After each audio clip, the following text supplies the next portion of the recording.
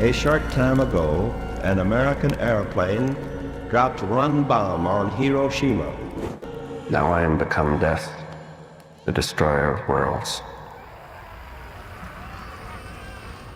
6 अगस्त 1945 सुबह के 8:15 में जापान के हिरोशिमा शहर में एक American Boeing aircraft B-29 bomber Enola Gay ने एक ऐसा बम गिराता है जो दुनिया को हमेशा के लिए बदल देता है। ये कोई ऑर्डिनरी बम नहीं था, यह था दुनिया का सबसे पहला न्यूक्लियर वेपन लिटिल बॉय, जिसने एक ही झटके में 80,000 लोगों की जान ले ली। लेकिन अमेरिका सिर्फ यहाँ तक नहीं रुकी। फिर 3 दिन बाद जापान के एक और शहर नागासाकी में फेटमैन नाम की एक और न्यूक्लियर बम गिराता है, जिसमें 40,000 लोगों की जान चली जाती है। ये थी न्यूक्लियर वेपन्स की शुरुआत, और इसने न सिर्फ वर्ल्ड वॉर 2 को खत्म किया बल्कि दुनिया को एक और नई खौफ में डाल दी। उसके बाद सभी पावरफुल देश न्यूक्लियर पावर बनने की रेस में लग गई, क्योंकि पूरी दुनिया ने देख लिया था कि न्यूक्लियर वेपन्स का कितना पावर है। और देखते ही देखते 29 अगस्त 1949 को सोवियत यूनियन ने अपना पहला न्यूक्लियर टेस्ट सक्सेसफुली कंप्लीट कर लेता है, और उसके बाद एक एक करके सभी देशों ने न्यूक्लियर पावर बनने के लिए कोशिश शुरू कर दी। लेकिन अब सवाल आता है, पहला न्यूक्लियर वेपन्स आखिर इंसानों के हाथ पर कैसे लगी, और क्यों दुनिया का पहला न्यूक्लियर वेपन्स हिरोशिमा और नागासाकी में गिराया गया? इन सभी सवालों का जवाब एक ही वीडियो में। आइए शुरू से शुरू करते हैं। सबसे पहले ये समझना जरूरी है कि आखिर न्यूक्लियर वेपन्स क्या होता है। सिंपल भाषा में ये एक ऐसा बम होता है जो एटॉम के न्यूक्लियस के अंदर छुपी एनर्जी को रिलीज करता है। इस प्रोसेस को कहते हैं न्यूक्लियर फिजन। जब एक एटॉम का न्यूक्लियस टूटता है तो ढेर सारी एनर्जी निकलती है, और ये एनर्जी इतनी पावरफुल होती है कि एक छोटा सा बम पूरे शहर को तबाह कर सकता है। लेकिन ये टेक्नोलॉजी एक दिन में नहीं बनी। इसकी शुरुआत हुई थी जब 1905 में एल्बर्ट आइंस्टाइन ने अपना थ्योरी ऑफ स्पेशल रिलेटिविटी में E=mc² का फॉर्मूला दिया था। लेकिन 1930s तक ये सिर्फ एक थ्योरी था, और 1930s के बाद साइंटिस्टों ने इसमें एक्सपेरिमेंट करना शुरू किया। इसके बाद 1938 में जर्मन साइंटिस्ट ऑटो हेन और फ्रिज स्ट्रेसमैन ने न्यूक्लियर फ्यूजन का डिस्कवर किया, और यही डिस्कवरी थी जो आगे चल के एटॉमिक बम का बुनियाद बनी। उसके बाद 1939 में जब वर्ल्ड वॉर 2 शुरू हुआ तो अमेरिका को डर था कि शायद नाजी जर्मनी पहले न्यूक्लियर बम बना ले। इसीलिए 1942 में अमेरिका ने एक टॉप सीक्रेट प्रोजेक्ट स्टार्ट किया, जिसका नाम था मैनहट्टन प्रोजेक्ट। इस प्रोजेक्ट को लीड कर रहे थे जे रॉबर्ट ओपेनहाइमर, जिसे बाद में father of the atomic bomb भी कहा गया। और इस प्रोजेक्ट में 1,30,000 से भी ज्यादा लोग काम कर रहे थे, जिसके लिए $2 बिलियन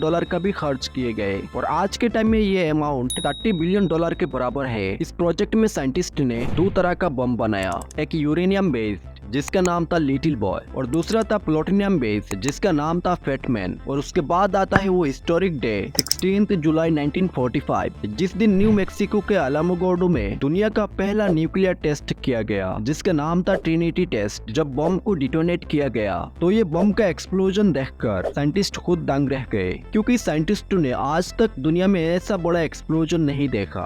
और तब ओपेनहाइमर ने भगवत गीता का ये लाइन बोला है कि now I am become death, the destroyer of the world. I remembered the line from the Hindu scripture, the Bhagavad Gita. Now I am become death, the destroyer of worlds. लेकिन ये बम सिर्फ test के लिए नहीं बना था। America चाहता था कि इसका इस्तेमाल वर्ल्ड वॉर 2 में करे, और निशाने के तौर पर जापान को चुना गया। तब वर्ल्ड वॉर 2 अपने अंतिम चरण में था। यूरोप में जर्मनी ने सरेंडर कर दिया था, लेकिन जापान अभी भी लड़ रहा था। अमेरिका चाहता था कि जापान जल्द ही सरेंडर कर दे ताकि कॉस्टली इन्वेजन से बचा जा सके, लेकिन जापान सरेंडर करने का नाम ही नहीं ले रहा था। और इसीलिए तब का अमेरिकन प्रेसिडेंट हैरी ट्रूमैन ने एटॉमिक बम इस्तेमाल करने का फैसला किया। लेकिन फिर भी उसके बाद 26 जुलाई 1945 को एलाइज पावर ने जापान को पोट्सडम डिक्लेरेशन के थ्रू सरेंडर करने का फाइनल वार्निंग दिया, जिसमें कहा गया है कि अगर जापान सरेंडर नहीं करेगा तो उसका परिणाम बहुत ही खतरनाक होगा। लेकिन जापान ने इस वार्निंग को भी रिजेक्ट कर दिया। और उसके बाद आता है वो दिन जिस दिन को दुनिया अभी तक भूल नहीं पाई। 6 अगस्त 1945। तब टाइम था करीब सुबह के 8:15। सभी जापानी लोग अपने अपने काम के लिए निकल रहे थे, बच्चे स्कूल जा रहे थे, और एक बहुत ही शानदार दिन की शुरुआत हो रही थी। लेकिन ऐसा नहीं हुआ, क्योंकि तब लोगों ने देखा है कि एक American Boeing aircraft B-29 bomber Enola Gay उड़ रही थी, जिसे कर्नल पॉल टिबेट पायलट कर रहे थे। पॉल ने उस दिन हिरोशिमा के ऊपर दुनिया का पहला nuclear bomb little boy 1968 feet की ऊंचाई से डिटोनेट करता है। और इस बॉम्ब को नीचे आने में सिर्फ 43 सेकंड का समय लगा और नीचे आते ही 1 सेकंड के अंदर एक ऐसा फायरबल बना जिसका टेम्परेचर 7000 डिग्री फ़ारेनहाइट तक पहुंच गया। Blast wave 984 miles per hour की स्पीड से ट्रेवल कर रहा था और 5 स्क्वायर किलोमीटर का एरिया मिनटों के अंदर तबाह हो गया। 80,000 लोगों की जान चली गई, शहर के सभी बिल्डिंग तबाह हो गई, लोगों के शरीर वेपोराइज हो गए और जो लोग बच गए थे उन्हें सेबर बर्न और रेडिएशन पॉइजनिंग का सामना करना पड़ा। दरअसल बम गिरने के आधे घंटे बाद एक तेज दरार बारिश होना चालू हो जाता है और जो लोग बचे थे वो लोग बारिश की पानी पीने लगे थे। एक्चुअली ये कोई नेचुरल बारिश नहीं था, ये था एक एसिड रेन और जिसकी वजह से वो लोग भी मरने लगे थे। बम गिरने से पहले हिरोशिमा का पॉपुलेशन था 3,50,000, लेकिन साल के अंत तक 1,40,000 लोग मर चुके थे।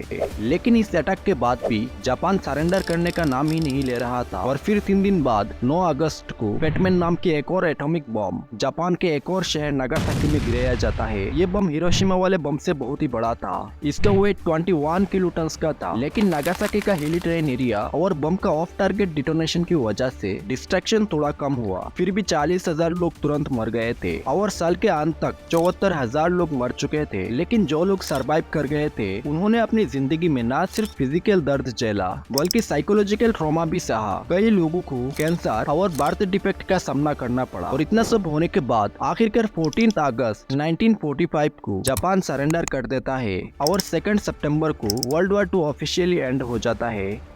लेकिन सवाल यह है कि क्या जापान के ऊपर एटॉमिक बम गिराना जरूरी था? यहाँ पर कुछ क्रिटिक्स का कहना है कि जापान पहले ही सरेंडर करने वाला था क्योंकि सोवियत यूनियन ने भी जापान के खिलाफ वॉर डिक्लेयर कर दिया था। अगर यहाँ पर अमेरिका कुछ दिन वेट कर लेता तो जापान अपने आप सरेंडर कर देता और न्यूक्लियर बम गिराने की नौबत नहीं आती। तो क्या ये बम सिर्फ अमेरिका का पावर शो करना था या फिर कुछ और? ये डिबेट आज भी चलता है।